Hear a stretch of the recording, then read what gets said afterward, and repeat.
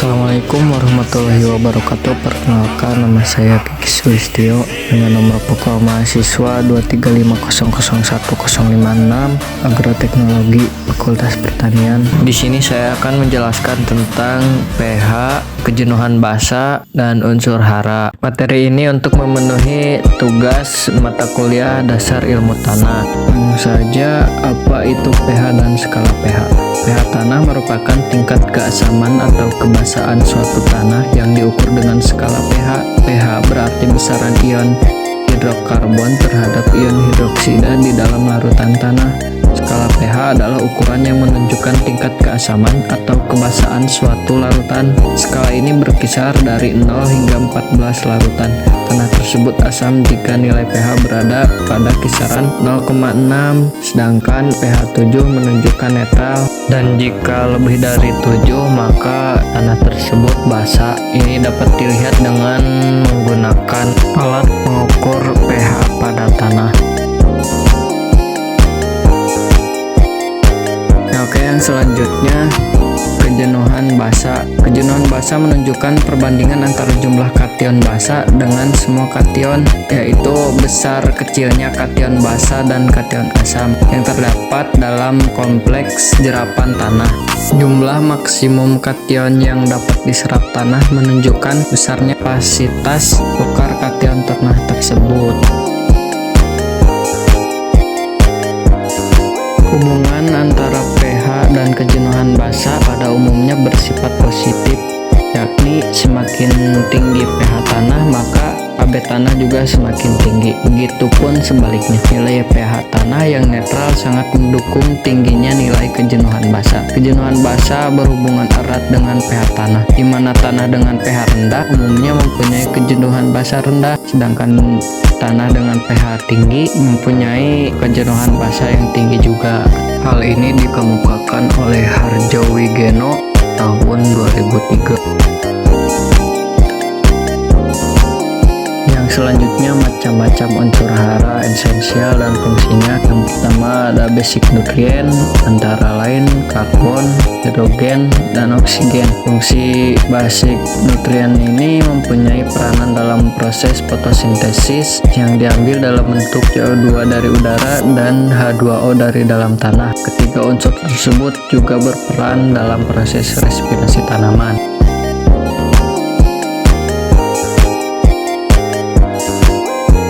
Yang kedua, makronutrien, yaitu antara lain nitrogen, fosfor, kalium, kalsium, sulfur, dan magnesium.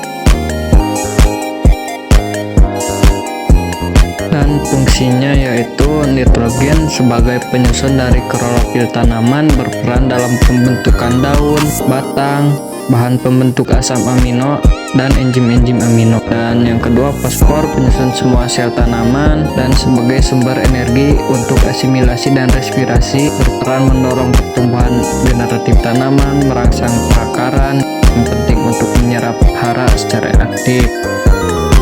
Kalium ini membantu proses sintesis karbohidrat dan lemak dan fotosintesis. Terlibat juga sebagai pembantu pengangkutan air dari tanah ke tanaman. Berperan meningkatkan resistensi tanaman terhadap serangan hama, penyakit, dan kekeringan, dan meningkatkan kualitas hasil tanaman. Yang selanjutnya, kalsium menjaga keutuhan sel dan permeabilitas membran. Berperan dalam mengaktifkan sejumlah enzim untuk memproses mitosis, membantu pembelahan dan perpanjangan sel, juga berperan dalam pembentukan akar. Yang selanjutnya, sulfur ini terlibat dalam sintesis protein dan sebagai bagian dari asam amino, histin, dan tiamin. Dapat juga mengurangi insiden dari penyakit. Yang terakhir, magnesium, yaitu merupakan komponen inti pembentuk klorofil dan enzim di berbagai proses sintesis protein, juga memperlancar proses fotosintesis. Dan yang terakhir yaitu mikronutrien, antara lain yaitu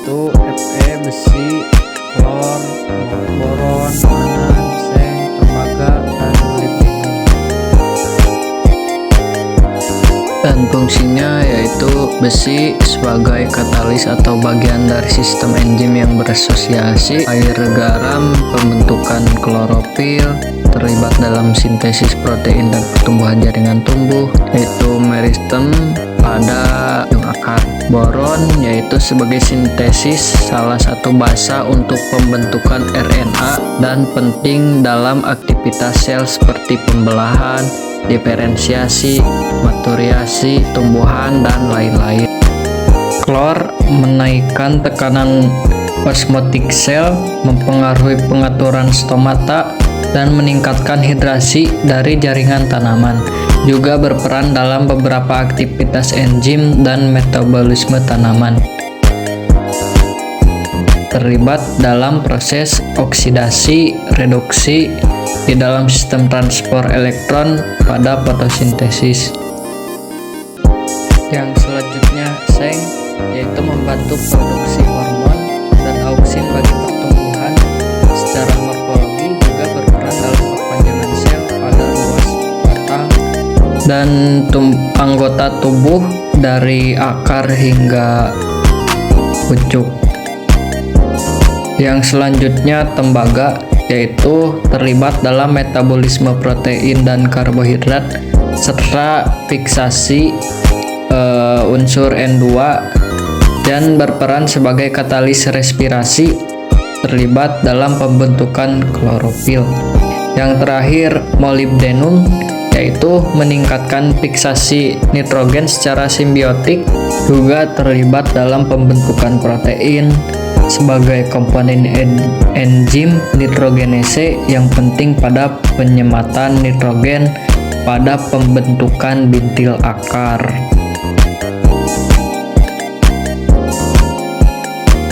Tadi ada yang terlewat, apa itu basic nutrient? Basic nutrient adalah nutrisi yang umum. Terus yang kedua, mikronutrien atau kebutuhan yang banyak dibutuhkan oleh tanaman, dan mikronutrien adalah kebutuhan yang sedikit untuk dibutuhkan oleh tanaman. Dan ini video cara mengukur pH tanah.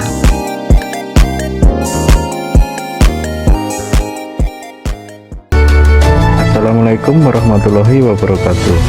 Teman-teman petani, alat yang saya pegang ini adalah soil tester. Alat ini mempunyai dua fungsi, yaitu untuk mengukur pH atau tingkat keasaman tanah dan juga untuk mengukur kelembapan tanah. Sebelum menggunakan alat ini, perhatikan jarum yang ada. Alat yang masih berfungsi dengan baik, jarum akan berada di angka 7, di mana 7 adalah pH netral. Seperti yang kita lihat bersama, jarum pada soil tester kita menunjukkan angka 7. Artinya alat kita masih dalam keadaan baik.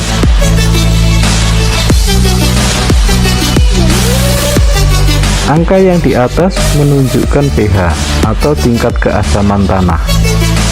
Semakin ke kiri artinya tanah semakin asam. Sedangkan angka yang di bawah menunjukkan ukuran kelembapan tanah. Semakin ke kiri artinya kelembapan tanah semakin tinggi. Apabila kita akan mengukur pH tanah, soil tester ini langsung ditancapkan ke dalam tanah sampai batas logam berwarna kuning ini. Sedangkan kalau kita mengukur kelembapan tanah, tombol ini kita tekan.